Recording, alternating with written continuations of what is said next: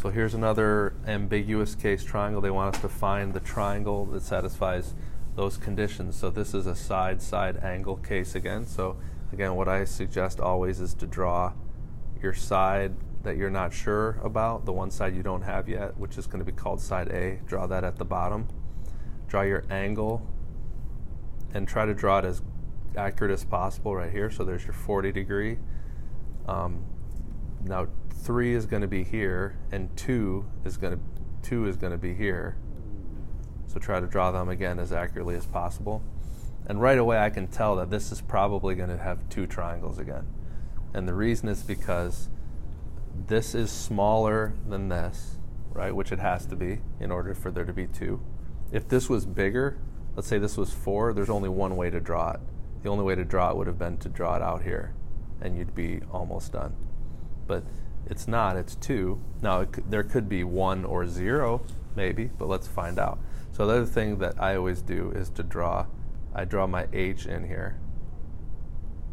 And remember, H equals 3 times sine of 40. Look at my other videos if you don't remember that or understand why. So punch that into your calculator. Tell me what H equals. H equals 3 times the sine of 40, which is approximately 1.928. 1.928, which is nice because that means that H is smaller than 2, but 2 is also smaller than 3, which means that you have how many triangles? That means you have 2 triangles. One of your triangles is going to be right here. There's one triangle. I'll make it the red triangle. So that red triangle, we're going to call this down here C sub 1, because there's going to be a C sub 2 also, right? So if that's C sub 1, then this is A sub 1. This full thing here is A sub 1.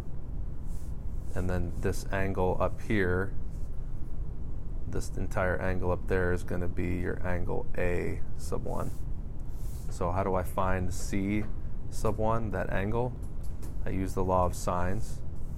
And when I use the law of sines, I get what? So that means the sine of 40 over 2 equals the sine of C over 3. So solve that for C. 74.62 degrees is your answer for that one. So that's that angle. Well, if that, and now I can find my A sub 1. I can find my angle A sub 1 by subtracting 180 minus those two things, right? Was it 74.62? Is that what you said? Yeah.